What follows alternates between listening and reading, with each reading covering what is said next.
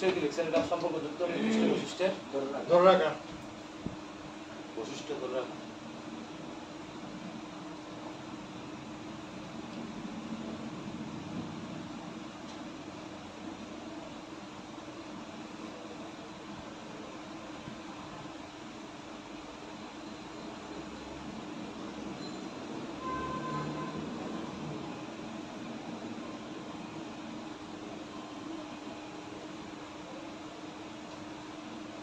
এটা প্রজাতির কি লিখছেন কোনটা 4 নম্বরে প্রজাতি সংকরায়ন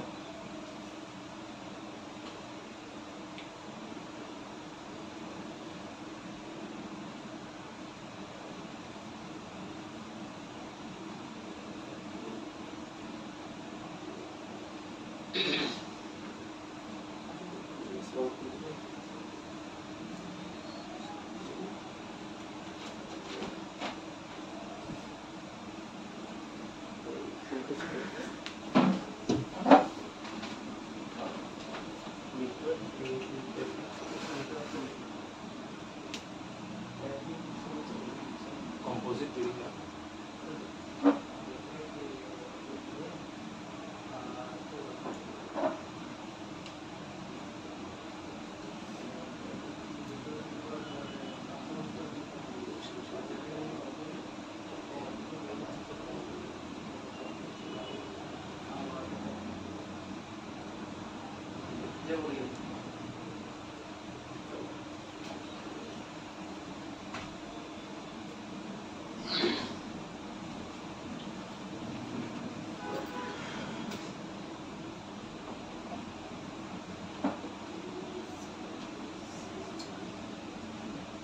সেটা কি লিখছেন লাস্টেরটা ইন্ট্রোগেশন হ্যাঁ এখন ব্রিডিং সিস্টেম কি কি আছে আমরা মোটামুটি সব লিখে ফেলছি এগুলো হচ্ছে যে প্রাণী তারা বেশি মানুষের আরো কম ব্রিডিং সিস্টেম এই প্রথম হচ্ছে ইনব্রিডিং যেমন হচ্ছে যে বাবা যদি সার দিয়ে যদি ওই ওই গাভীর যে বাচ্চা আছে সেটাকে যদি আমি ব্রিডিং করি সেটা ইনব্রিডিং আর কি ক্লোজ ব্রিডিং ভাই বোনের মধ্যে বাবার সাথে মেয়ের এগুলো যদি ক্রস করা হয় প্রাণীর ক্ষেত্রে বা ভাই বোনের মধ্যে ক্রস করা হয় ঘনিষ্ঠ সম্পর্কযুক্ত যে প্রজনন সেগুলো হচ্ছে যে কি ইনব্রিডিং অর্থাৎ যদি ভাই বোনের মধ্যে হয় মায়ের সাথে ছেলের হয় হ্যাঁ বাবার সাথে মেয়ের হয় প্রাণীর ক্ষেত্রে কি পশুর ক্ষেত্রে সেগুলো হচ্ছে ইনব্রিডিং এতে কি হয় জেনেটিক বৈশিষ্ট্য হ্রাস পায় এবং যে জেনেটিক যে রোগগুলো আছে সেগুলোর বৃদ্ধি পায় আচ্ছা আউটব্রিডিং হচ্ছে যে আউটব্রিডিং হচ্ছে যে এরা হচ্ছে ঘনিষ্ঠভাবে সম্পর্কযুক্ত নয় এবং মানে এরা দূর সম্পর্কযুক্ত ঠিক আছে মানে একই মনে করেন যে জাত মনে করেন যে আরসিসির মধ্যে মনে করেন যে একটা হচ্ছে বাঁশখালীতে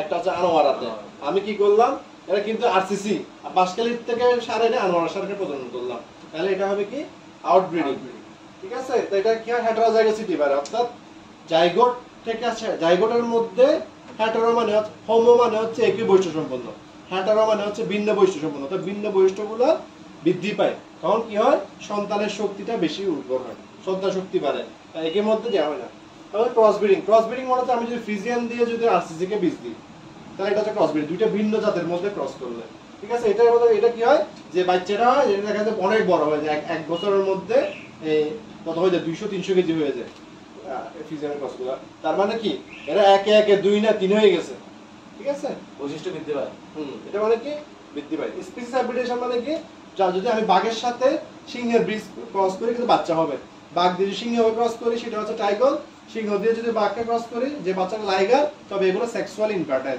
ঠিক আছে জ্যাব্রার সাথে যদি হর্সের করি এটা জর্জ হয় এগুলো হচ্ছে খুব প্রোডাক্টিভ আর শান্ত হয় কিন্তু এগুলো সেক্সুয়াল ইনফার্টাইল এরা কিন্তু প্রজনন করতে পারে না ঠিক আছে এর গোরা এবং জ্যাব্রা এরা কাছাকাছি বাঘ এবং সিংহেরা কাছাকাছি এরকম আরো 20-30টা এরকম বিভিন্ন পদ্ধতির মধ্যে যা হয় এটা হচ্ছে যে স্পিসিস হাইব্রিডেশন প্রজাতির সংকরণ লাইন ব্রিডিং মানে হচ্ছে যে আমি একেবারে বংশের মধ্যে কাছাকাছি না করে মনে করেন যে আমার চাচাতো ভাই মামাতো ভাই এরকম একটু দূর সম্পর্কের বা দাদার সাথে বা একটু পরের জেনারেশনের সাথে করলাম মানে বরুত্বতে একটা বরুতে 5-6 জেনারেশন হয় না একটু দূরের সম্পর্কে করলাম চাচা বা মামা তার এটা উদ্দেশ্য কি এটা উদ্দেশ্য হচ্ছে যে গরুর ক্ষেত্রে যে তাদের একটা বৈশিষ্ট্য আছে বংশের একটা বৈশিষ্ট্য আছে আমরা চাইতেছি না তার বংশের সব বৈশিষ্ট্য অন্যভাবে হারায় যাক তার কারণ কিছু জেনেটিক ইয়ে আছে তারা আবার আমরা ইনব্রিডিং করে একেবারে স্বাস্থ্য ঝুঁকিতে ফেলতেছি না আবার একেবারে নিজেদের যেমন কতগুলো ইংল্যান্ডে কতগুলো ফ্যামিলি আছে মা এরকম ইংল্যান্ড বা এরকম ইয়াতে আছে, বা আগে যখন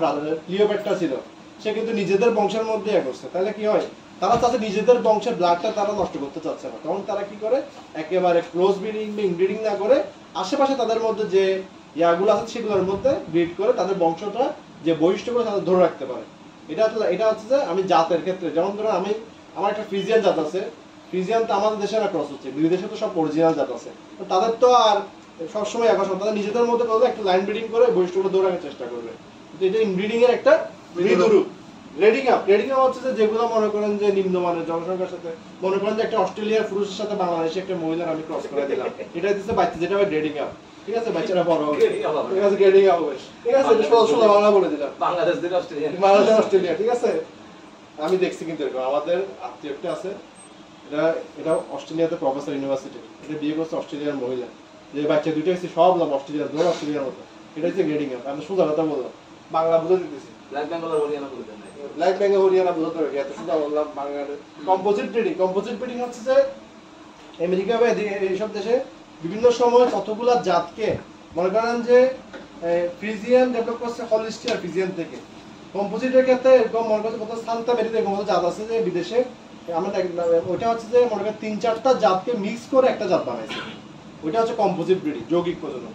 এরপর হচ্ছে ইন্ট্রোগেশন, মনে করেন যে আমি এখানে দুইটা পপুলেশন আছে, এখানে একটা পপুলেশন, এখানে একটা পপুলেশন, আমি চাইতেছি এখান থেকে কিছু বৈশিষ্ট্য আমি ওই পপুলেশনের মধ্যে ঢুকাই দিব, তখন কিন্তু কি করে এখান থেকে এটাকে জিন প্রবর্তন, মানে এদের জিনটাকে আমি ওদের মধ্যে ঢুকাই দিব, এটা ক্রসিং এর মাধ্যমে এটা কিন্তু ঢুকাই যায়। এটা আমার লেকচার 5, ঠিক আছে।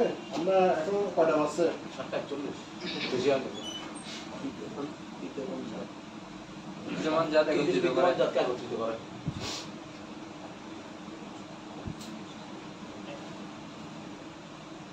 আজকে কি সব শেষ করবেন স্যার? আজকে রিভিউ ক্লাস তো রিভিউ ক্লাস তো পুরোটা, এখানে 15টা ক্লাস আছে রিভিউ ক্লাস, আমি অলরেডি 5টা, আবার লাস্টের 3টা পড়াবো না, প্রথম ক্লাসটা যেটা পড়াইছি ওটাতে হচ্ছে লাস্টের 3টা কি আর কি, জি স্যার। আর এখন 7-6টা পড়াবো না, ওটাতে তেমন কিছু নাই, ওটাতে কিছু হচ্ছে যে ওই যে কিছু আমার আবহাওয়ার সাথে কেমনে মানানসই হয় এগুলো আর কি, এগুলো তো কমনগুলো আর পড়াইছি, এগুলো আমরা জানি, আমি যেগুলো ইম্পর্টেন্ট ছিল ওগুলো পড়াচ্ছি। ক্লাস 7টা পারবেন না, 6টা পারবেন না স্যার? 6টা তো তেমন কিছু না, এটা হচ্ছে তাহলে 7টা, এটা হচ্ছে যে ওই রেকর্ডিং, এই যে অ্যানিমাল রেকর্ডিং রিজন, রেকর্ডিং ওটা তো ইম্পর্টেন্ট।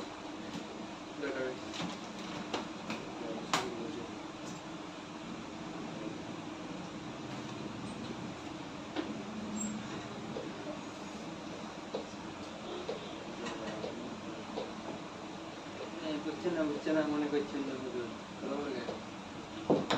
তাহলে আসলে ওরা হাই না,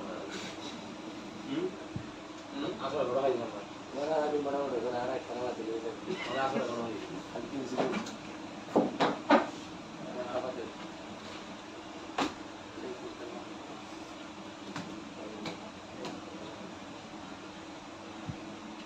কিছু হচ্ছে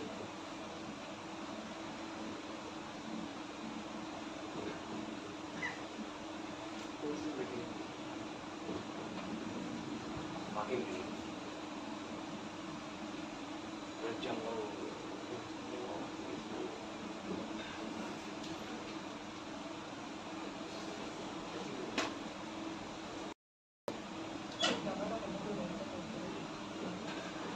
গ্রিন জঙ্গল গ্রিন জঙ্গল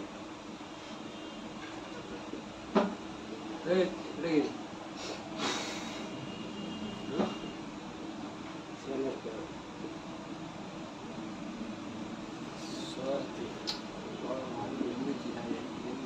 এগুলো হচ্ছে মুরগির আদি জাত,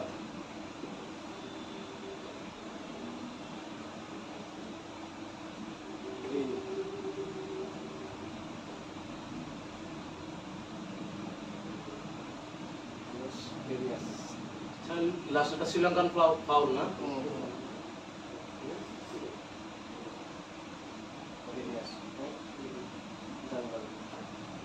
জঙ্গল শ্রীলঙ্কান লাভ সরি কি লাভায়েতে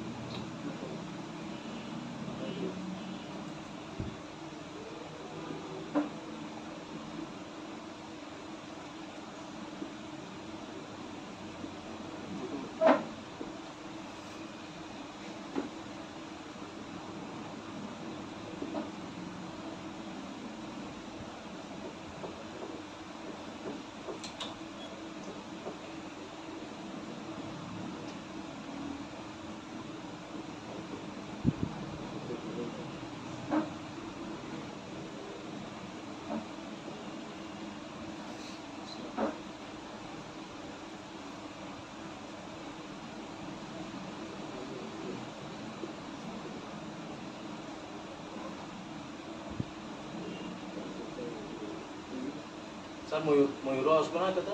কবুতর কোয়েল ময়ূর টিফার আছে, হ্যাঁ ময়ূর আছে মনে হয়। দেখছিলেন? ময়ূর দেখছিলাম না। যাই হোক, এটা 12টা আছে এরকম। টোটাল 12টা। হ্যাঁ হ্যাঁ। গিনি পাউন্ড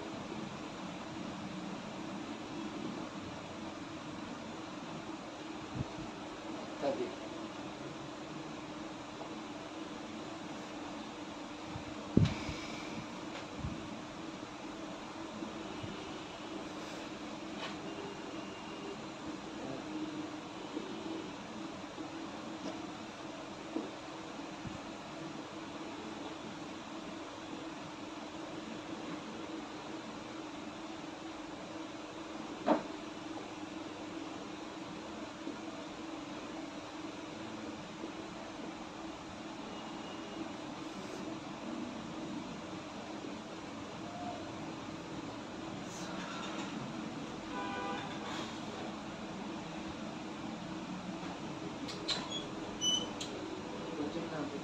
মনে করছি না।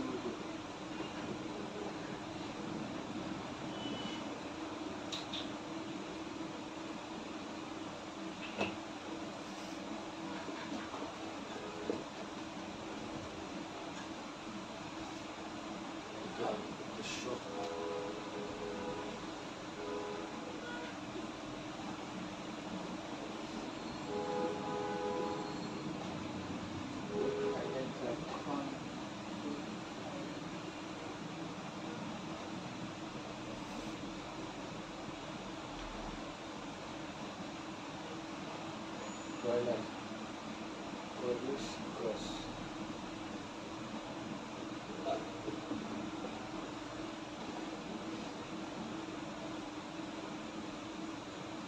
স্যার বয়লার পর এটা কি লিখছেন? Cornish Cross Cornish cross.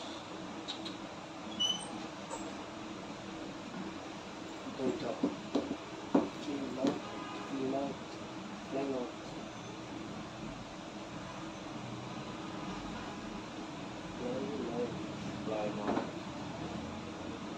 rock fencing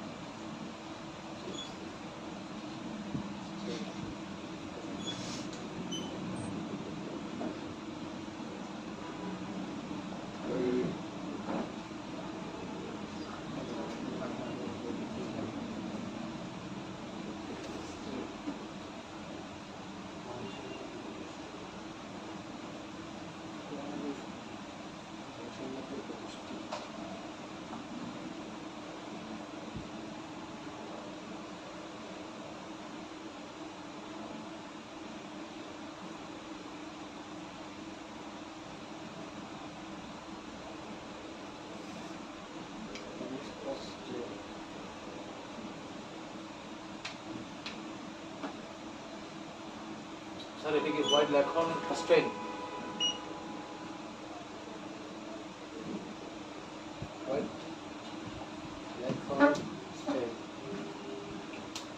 এখানে আমার প্রথমে হচ্ছে যে পোল্ট্রি ডোমেস্টিকেশনে দেখা যাচ্ছে যে এটা ওয়াইল্ড লাইফ স্ট্যান্ডার্ড। হ্যাঁ, পোল্ট্রি ডোমেস্টিকেশনে কি আছে যে পোল্ট্রি মানে আমরা আদিকাল থেকে পালতেছে।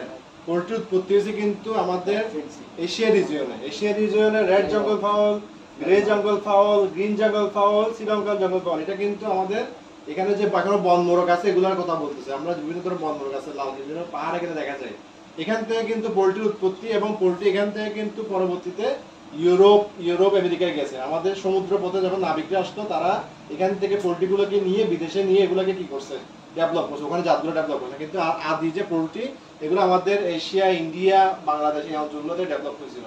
এখান থেকে যারা নাবিকরা আছে তারা এখান থেকে এগুলাকে সমুদ্র পথে নিয়ে ইউরোপ আমেরিকায় ডেভেলপ করছে। প্রথমে পালতে আস্তে আস্তে ঘরের মধ্যে এগুলো থেকে মাংসের জন্য ডিমের জন্য পালা শুরু করছে, এগুলোতে ডেভেলপ করতে করতে আমরা এই যে ইয়া করছি। প্রথমে আমাদের পোলট্রি বলতে 12টা হোয়াইট এটা ক্রস হোয়াইট ল্যাকোনস্টেন, পোলট্রির মধ্যে 12টা পাখি আছে। পোলট্রির বৈশিষ্ট্য হচ্ছে যে পোলট্রিটা মাংস এবং ডিম খাওয়া যাবে এবং অর্থনৈতিকভাবে লাভবান হওয়া যাবে এবং গৃহপালিত হবে। তিনটে সত্য, একটা হচ্ছে কি